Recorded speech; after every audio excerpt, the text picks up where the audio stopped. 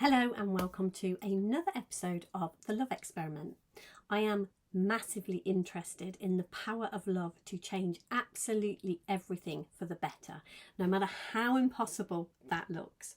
And in today's episode, I'm going to be talking about a couple of Bible verses and seeing and sharing what I have seen in these verses. But I wanted to start, I was reading something the other day where somebody was talking about addiction. And there was a line in this, there was lots of amazing things they were talking about, the power that we have as human beings to overcome addiction and all sorts of really lovely and wonderful things like this. And then in amongst the writing, there was a piece and it said, often with addiction, love is not enough. And as soon as I read those words, it hit up on something inside me, and I knew for me and within me that those words just aren't true. There is nowhere in life where love is not enough.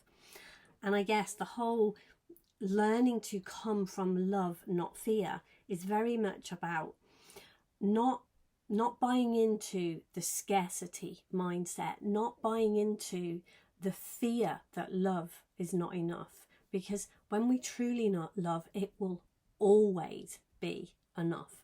And that is very much for me what these videos, what this podcast is about, if you like. Really, I don't want you to take my word for it, and if you're cross with me about this and think I'm wrong, that's absolutely fine.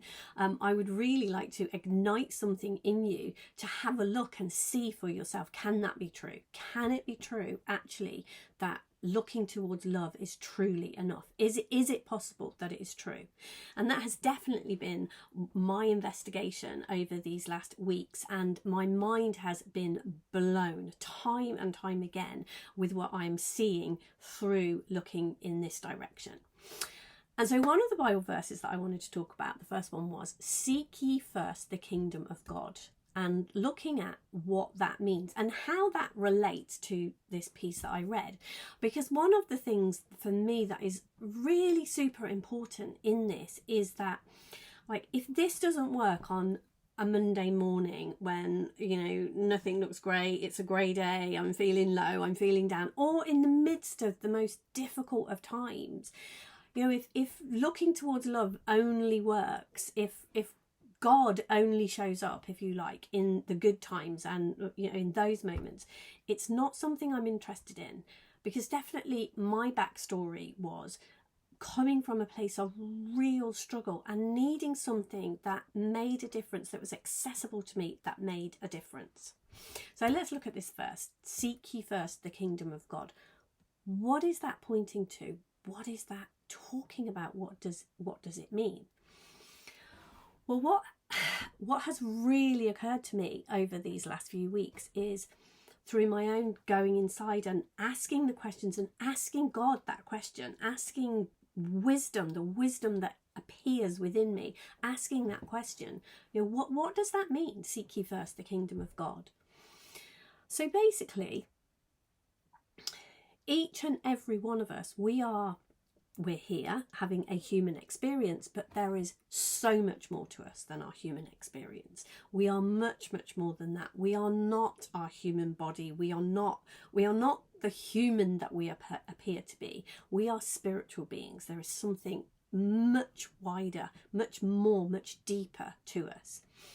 And it is that part of us that stays in the formless, if you like, that deeper part of us that is always guiding us, that we are always connected to and will always be connected to. That's what we are seeking, and that is the first thing to seek. And very often we get pulled into seeking many other things. We kind of think, well, yeah, I'll do that when I've got enough money. I'll do that when I've got a decent enough house. I'll do that when my relationship is sorted. I'll do that when I feel better. I'm not going to seek the kingdom of God. I'm not going to seek the love and the connection that is within me whilst I'm not feeling great. I will wait until.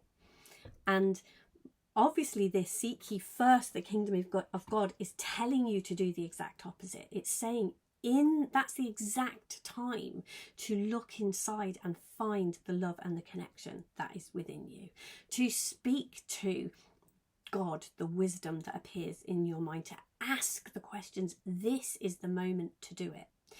Because when we connect to the deeper part of who we are, when we have realizations about the truth of who we are, so there's two parts to us, if you like. The human part, our individual part, the part of us that makes me and you, that is different, our differences, the way we think differently, the way that what we love, what we don't like, all of those differences. There is, each and every one of us is unique, but we are also absolutely connected. We are oneness that is totally connected, and it is seeking that connection within us helps us find the balance that we need to live in this, to have this human experience, to live here and do this, and to do it with grace and joy and fun, because that's what this is about.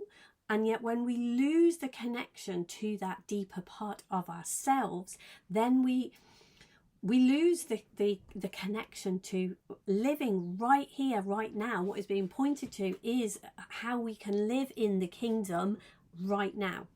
So if you look at the words, I mean, to me, it intrigues me the way that the Bible talks about it, the stories in the Bible, but equally, although it is an ancient text, if it isn't just as relevant today, if you turn those words around and make it modern and point to what is being shared, if it's not totally relevant today, then, it's pointless. And to me, I can really, really see the relevance of all the stories and what they are pointing to. So basically, everything this podcast is pointing to is there are two ways to view the world. We can view the world through the eyes of love, or we can view the world through the eyes of fear. And for centuries, millennia, I have no idea how long, but for a very, very, very seriously long time, most of us as human beings, I think it is incredibly rare to find a human being that does not have a fear-based worldview. And most of us have zero idea of how we view the world. We have no idea that is what we are doing, that we have glasses on that are tainting our view. We are not seeing truth. We are seeing through the eyes of fear. Most of us have no idea that's what we're doing. We believe we are seeing the world as it is, and we believe that we are seeing truth. And that is true of people who are religious, people who are deeply spiritual, people who have looked in this direction for years.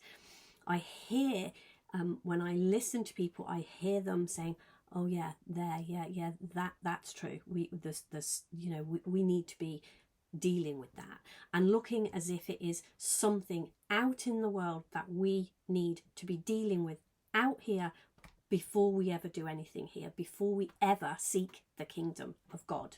And yet, if we do it that way around, we'll never change anything. There will always be war outside in the world if there is war within you. And if you are viewing the world from fear base instead of a love base, you will be at war. Me too. I'm not sitting here lording it over and saying, "Oh my gosh, I've got this." This experiment is for me as much, probably more than it is for anyone else. Seeing this and then getting really, really curious about how do I, for myself, switch that and really learn to live from love, not fear. And that's what this sharing is about. It's like, okay, what am I doing to do that? What's working? So what I have really, really seen is working is, first of all, to acknowledge that in myself. I absolutely know a massive part of me is fear-based.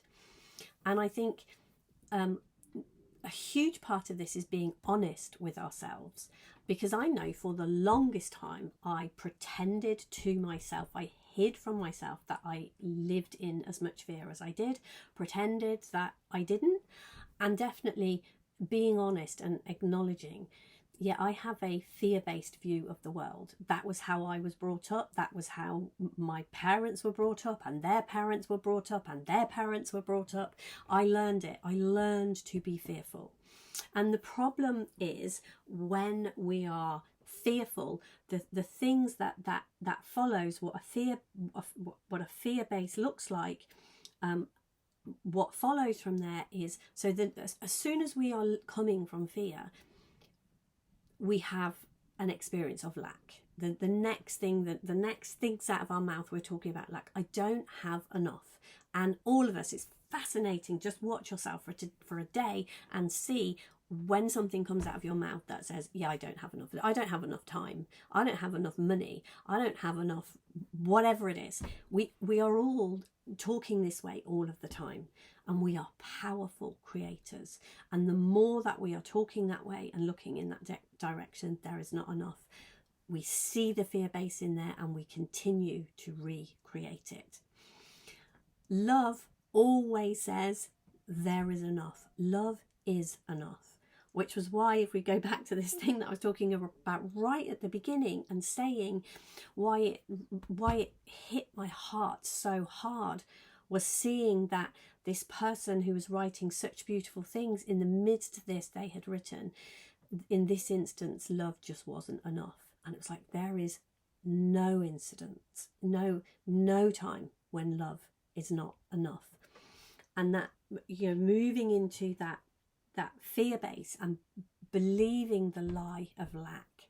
So that's what happens when we live in fear. Then there's not enough, and so then we have to make sure we've got what we need. We can't think about other people. We can't truly love ourselves from lack, because ultimately at some point we are going to feel we are not enough.